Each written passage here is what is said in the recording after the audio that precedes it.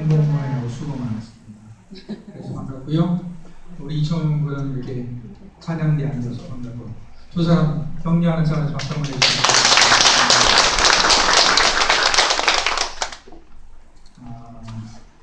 사람은 살아있는 동안에 호흡을 끊임없이 합니다. 우리가 잠을 자는 사이에도 우리의 심장은 쉬지 않고 움직이면서 우리가 호흡할 수 있도록 도와줍니다. 우리는 호흡을 통해서 신선한 공기를 마시고 나쁜 공기를 배출합니다. 신선한 공기를 마시고 나쁜 공기를 배출함으로 우리 몸 안에서 생명 활동이 이루어지게 됩니다. 호흡은 신비하고도 감사한 일입니다. 그런데 기도는 일반적으로 영적인 호흡이라고 불려집니다. 그러니까 우리가 영적으로 살아있으려면 계속해서 기도를 해야 한다는 것입니다. 우리의 육체는 호흡을 통해서 생명을 유지하지만 우리의 영은 기도를 통해서 생명을 유지하는 것입니다. 창세기 1장에 보면 태초에 하나님 천지를 창조하실 때에 사람을 창조하셨고 하나님의 형상대로 사람을 지으셨다 했습니다. 형상은 모양을 말하는 것인데 이 말씀을 문자 그대로 이해하면 하나님도 눈과 귀가 있고 입이 있고 팔과 다리가 있어서 마치 어떤 사람의 모양을 하고 있다라고 생각하기 쉽습니다. 그러나 그런 뜻은 아닙니다. 왜냐하면 성경은 그런 형상으로 묘사될 수 있는 분이 아니라 영이라고 말씀하고 있기 때문입니다. 또 성경은 하나님을 빗대어서 어떤 형상이든지 만들지 말라고 말하셨기 때문입니다. 사람이 하나님의 형상을 따라 창조되었다는 것은 쉽게 말하자면 다른 피조물보다 더 우월하게 창조되었다는 의미라고 이해할 수 있습니다. 사실 동물적 능력에서 봤을 때 사람이 우월한 것이 별로 없다고 볼 수도 있습니다. 예를 들어서 사자나 호랑이보다 우리가 힘이 세지는 않죠. 새처럼 날지도 못합니다. 그러나 인간은 다른 피조물보다 뛰어난 지능을 가지고 있습니다. 도구를 쓸 수 있습니다. 지능을 가지고 있고 도구를 쓰고 지식을 남기고 그것을 또 공유하죠. 인간은 지식을 가지고 사자나 호랑이보다 힘센 기계를 만들어냅니다. 새보다 빠른 비행기를 만들어냅니다. 그런 점에서 인간은 다른 피조물보다 우월하다라고 말할 수 있습니다. 인간이 하나님의 형상대로 지음을 받았다는 것은 인간이 하나님이 주신 지적 능력을 가지고 있다는 것을 의미한다고 얘기할 수 있고요. 또 인간이 사랑이나 정의를 추구하는 성품을 가지게 되었다는 것으로 이해할 수도 있습니다. 또 어떤 분들은 사람이 하나님의 형상대로 지음을 받았다는 말씀을 관계적으로 이해합니다. 즉 인간은 하나님을 추구하고 하나님과 사귀면서 살도록 창조되었다는 것입니다. 즉 인간은 단지 육체를 가진 정밀한 기계가 아니라 하나님과 교제하며 살아가야 하는 영적인 존재로 지음을 받았다는 것입니다. 제가 극동방송에서 어떤 목사님이 설교하는 것을 듣다가 알게 된 사실인데요. 우리나라 어떤 분이 미국에 이민을 갔습니다. 이민을 가서 우리 한국에서 아무리 공부를 많이 해도 미국에 이민을 가서 좋은 일자리 찾기가 힘들죠. 어려운 일을 하게 되는데 세탁소가 대표적인 일입니다. 세탁소를 운영하셨는데 세탁소를 운영하면서 눈, 코, 뜰 새 없이 이 일을 했습니다. 그리고 상당한 재산도 모았습니다. 그러나 바쁘다 보니까 가족들이 함께할 시간이 조금도 없었습니다. 특별히 자녀들을 돌볼 시간이 없었습니다. 아이들이 학교에 잘 다니는지 아닌지, 아이들이 어떤 친구와 사귀는지 전혀 관심을 둘 여유가 없었습니다. 그러던 어느 날 일이 터졌습니다. 경찰서에서 연락이 왔습니다. 중학생 아들이 경찰서에 붙잡혀 있었습니다. 가보니까 아들이 다른 아이들과 팀을 짜서 도둑질을 하고 있었습니다. 한 10명 정도 되는 아이들인데 돌아가면서 자기 집을 털기로 하고 도둑질을 하고 있었습니다. 그래서 아버지가 기가 막혀서 집에 와서 아들을 나무에 둡니다. 그랬더니 아들이 아버지를 노려보면서 아버지를 칼로 찔러 죽이겠다라고 말합니다. 그러면서 말하기를 만약 나에게 총이 있었다면 당신을 쏴 죽였을 것이다 라고 말하랍니다. 나에게 해준 것이 무엇이냐고 말하랍니다. 아버지는 너무 충격을 받았습니다. 그리고 그 아버지는 교회 목사님을 찾아와서 이런 사정을 말하면서 펑펑 울더랍니다. 이 가정의 문제가 무엇입니까? 돈은 있었습니다. 그러나 식구들이 대화할 시간이 없었습니다. 대화를 통해서 마음이 전달되고 마음이 전달되면서 사랑도 주고받고 삶의 의미도 찾을 수 있을 것인데 그런 것이 전혀 없었던 것입니다. 인간관계, 특별히 가족관계가 중요하듯이 인간은 하나님과의 관계가 중요합니다. 잠언 29장 18절 말씀에 보면은 묵시가 없으면 백성이 방자히 행하거니와 율법을 지키는 자는 복이 있느니라 했습니다. 이때 묵시는 하나님의 말씀을 의미합니다. 물론 이때 하나님의 말씀은 기록된 말씀, 즉 성경을 포함하지만 그 이상의 의미가 있습니다. 하나님과의 교제입니다. 하나님과의 만남을 통해서 주어지는 하나님의 사랑과 위로와 소망과 책망 등의 인격적 교류입니다. 기도는 바로 하나님과의 교제하는 것입니다. 하나님은 우리가 어떤 형편에 있든지 만날 수 있는 분입니다. 좋은 일이 있으면 좋은 일이 있는 대로 만날 수 있는 분입니다. 나쁜 일이 있으면 나쁜 대로 만날 수 있는 분입니다. 그러나 현실적으로 보면 하나님은 여러 가지 문제를 통해서 우리를 만났습니다.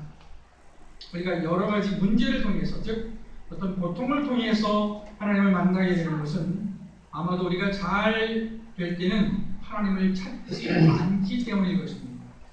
어떤 일이 잘 되면 그것은 하나님의 은혜인데 하나님의 은혜라는 사실 까맣게 까먹고 있다가 문제를 만나서야 하나님을 찾기 때문에 평균적으로 우리는 문제를 통해서 하나님을 만나게 되는 것입니다. 오늘 말씀은 빌립보서입니다. 빌립보서는 사도 바울이 빌립보에 보낸 편지입니다. 특별히 바울이 감옥에 있으면서 보낸 편지입니다. 비록 감옥에서 보낸 편지이지만 빌립보에서에서 기뻐한다 혹은 기뻐하라 하는 표현이 자주 나옵니다. 예를 들어 바울은 자기는 어떻게 되든 예수님만 전파된다면 나는 기뻐할 것이다 라고 말합니다. 또 자기가 고난 중에 있지만 빌립보 교회에게는 기뻐하라고 말합니다. 그리고 오늘 읽은 말씀에도 기뻐하라 라는 표현이 나옵니다. 그리고 기도하라 라는 표현이 나옵니다. 4절 말씀이죠. 주 안에서 항상 기뻐하라. 주 안에서 항상 기뻐하라. 내가 다시 말하노니 기뻐하라. 아멘. 기뻐하라는 표현이 나오고 있습니다. 너희 관용을 모든 사람에게 알게 하라. 주께서 가까우십니다. 너그러우라는 것이죠. 아무것도 염려하지 말고 다만 모든 일에 기도와 간구로 너희 구할 것을 감사함으로 하나님께 아뢰라. 그리하면 모든 지각이 뛰어난 하나님의 평강이 그리스도 예수 안에서 너희 마음과 생각을 지키시리라. 바울이 기뻐하라고 한 것은 예수님 때문입니다. 현실적으로는 어려운 일들이 많았지만 그럼에도 불구하고 예수 그리스도를 통해서 주어지는 구원이 크고 기쁨이 컸기 때문입니다. 그리고 기도하라고 말씀하고 있습니다. 기도는 어려운 가운데서도 하나님의 위로를 받을 수 있는 길이고 비밀이었기 때문입니다. 6, 7절 말씀을 보면 어떻게 기도해야 할지 또 기도하면 어떤 유익이 있는지 알 수 있습니다. 우선 아무것도 염려하지 말고 다만 모든 일에 기도와 간구로 너희 구할 것을 감사함으로 하나님께 아뢰라 하는 것입니다. 사람들은 많은 염려와 근심 가운데 삽니다. 돈에 대한 염려, 건강에 대한 염려, 안전에 대한 염려 등을 가지고 삽니다. 그런데 염려하지 말라는 것입니다. 어떻게 보면 불가능한 것을 요구한다라고 말할 수 있습니다. 그러나 잘 생각해 보면 왜 염려하지 말아야 하는지 알 수 있습니다. 왜냐하면 염려는 무익하기 때문입니다. 돈에 대한 염려가 있습니다. 물론 돈은 누구나 필요합니다. 돈이 필요 없다고 말하는 사람은 거짓말을 하는 사람입니다. 혹은 아직 돈 걱정을 크게 해보지 않은 사람일 것입니다. 돈이란 단지 지폐나 동전을 말하는 것이 아니라 물질을 말하는 것입니다. 그리고 모든 사람은 물질로 이루어진 육체를 가지고 있기 때문에 돈, 즉 물질이 필요합니다. 아무리 신령한 사람이라도 마찬가지입니다. 그러나 그렇다고 돈에 대한 염려가 문제를 해결해 주지는 않습니다. 오히려 문제를 어렵게 할 가능성이 많습니다. 마음만 무겁게 하는 것이죠. 돈이 필요하지만 그것이 근심거리가 되어서는 안 되고 있습니다. 최근에 저도 돈이 좀 있으면 좋겠다 하는 생각을 해봤습니다.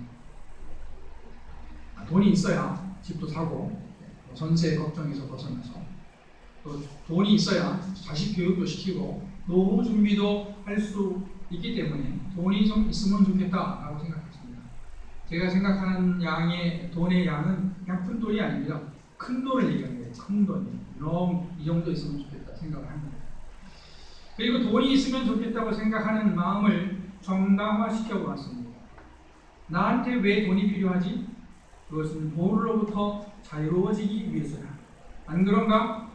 돈이 넉넉하게 있으면 돈 걱정 안 하니 돈으로부터 해방될 수 있을 게 아닌가 라는 생각을 해봤습니다. 그래서 새벽 기도 시간에 기도를 했습니다. 하나님, 저에게 이 정도의 돈을 주시면 안 될까요? 생각했더니 하나님께서 저에게 돈을 또 안 주신 것도 아니에요. 그리고 이런 말씀을 주신 것 같았습니다. 일용할 양식을 주옵시고 저에게 100억 정도 주신다고 말씀하셨으면 좋았는데 그 말씀 대신에 저에게 일용할 양식을 주옵시고 라는 말씀을 주셨습니다. 무엇이든지 염려와 근심거리가 될 수 있습니다. 돈이든지 건강이든지 안전이든지 근심거리가 될 수 있습니다. 우리 민족에게는 항상 근심거리가 있죠. 전쟁에 대한 근심.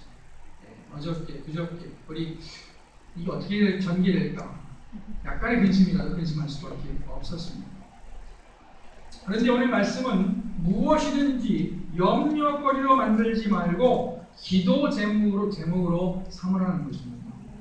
인간은 태어나서 죽을 때까지 문제, 즉 염려거리에서 떠날 수가 없습니다. 질병을 만나죠. 어린아이들은 질병을 이기기 위해서 각종 예방주사를 맞아야 합니다. 사회화되어야 합니다. 사회화된다는 것은 어려운 일이에요. 학교에 들어가서 공부를 해야 합니다. 세계화 시대에 한 개 이상의 외국어를 공부해야 됩니다. 요즘에 이제 영어는 기본이고 중국어, 일본어 한 서너 개 정도 하면 됩니다. 또 인간관계를 공부해야 됩니다. 나쁜 이웃을 만나지 않도록 조심해야 되죠. 악한 사람에게 해를 당하지 않도록 스스로 방어할 수 있는 능력도 키워야 합니다. 사람은 참 악해서 약한 사람을 공격하려고 하는 그런 마음이기 때문에 스스로 방어할 수 있는 능력도 키워야 합니다. 군대도 가야 되지요. 취업을 해야 됩니다. 결혼을 해야 됩니다. 자녀를 낳아야 됩니다. 또 자녀를 양육해야 됩니다. 부모를 모셔야 됩니다. 노화됩니다. 그리고 마지막으로 죽어야 합니다. 죽는 게 제일 큰 과제라고 합니다. 그런데 이런 문제들을 만날 때 걱정, 근심만 하지 말고 문제들을 기도 제목으로 만들어서 하나님께 말씀드리라는 것입니다. 기도를 드리되 감사함으로 드리라고 했습니다. 부정적인 생각을 가지고 기도하지 말고 긍정적이고 낙관적인 생각을 가지고 기도하라 하는 것입니다. 그렇다면 기도의 유익은 무엇입니까? 모든 지각에 뛰어난 하나님의 평강이 너희 마음과 생각을 지키실 것이다 라고 말씀하십니다. 우리 마음이 평강을 얻는다는 것입니다. 저는 이 말씀을 읽을 때마다 하나의 이미지를 생각하게 됩니다. 그것은 구불구불한 산길이 있고 산 정상에서 그 길을 바라보는 모습입니다. 강원도의 대관령이나 미시령 같은 높은 산을 넘으면 구불구불한 길을 넘어야 합니다. 그 길을 가는 사람의 눈에는 산 전체가 보이지 않고 다만 앞에 있는 길만 보입니다.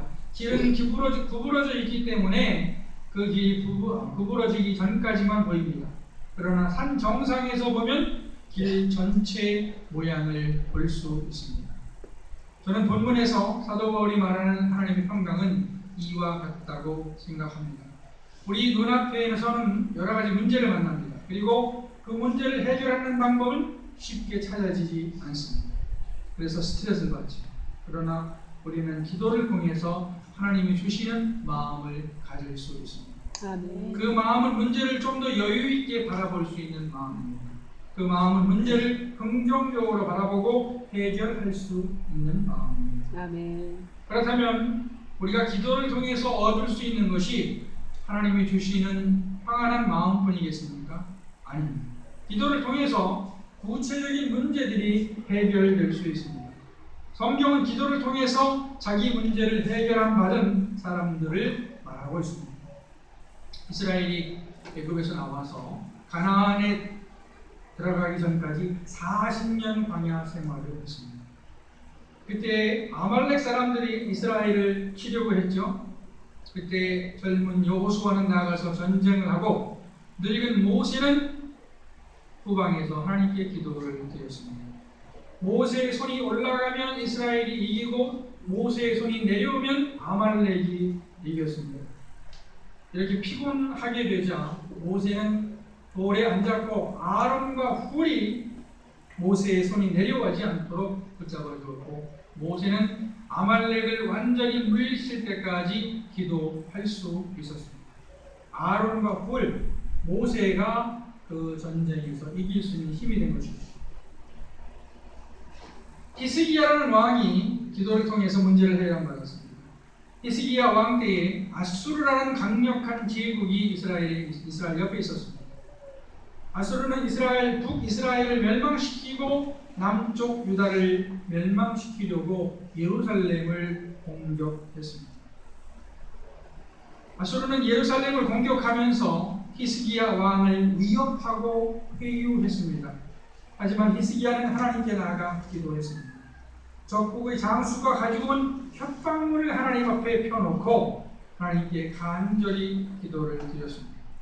히스기야가 간절히 기도했을 때에 기적이 나타났습니다. 하나님의 사자들이 예루살렘을 둘러싼 아수르 군인들을 물리쳐서 아수르 군대가 물러났습니다. 기도는 단지 우리의 마음을 평안하게 하고 지혜를 줄 뿐 아니라 문제를 해결하는 능력을 가지고 있습니다. 그러니까 우리가 정말 간절히 해결해야 할 문제를 가지고 있다면 근심 걱정하며 낙심하지 말고 하나님께 그 문제를 내려놓고 간절히 기도해야 하는 것입니다. 아멘. 우리가 살다 보면 여러 가지 문제를 만나는데 청년들이 취업 문제, 결혼 문제, 질병의 문제, 어떤 구체적인 문제를 만난다면 근심 걱정하지 말고 그것을 기도로 바꿔서 응답받을 때까지 기도하라 하는 것입니다. 이때 중요한 것은 우리 마음의 믿음을 가지는 것입니다. 그저 기도를 위한 기도를 드린다면 기도에 응답이 없을지도 모릅니다. 그러나 제가 이제 기도에 응답이 없을지도 모른다고 하는 것은 혹시 힘이 없는 기도라 할지라도 기도에는 능력이 나타나기 때문에 기도에 응답이 없을지도 모른다고 표현합니다.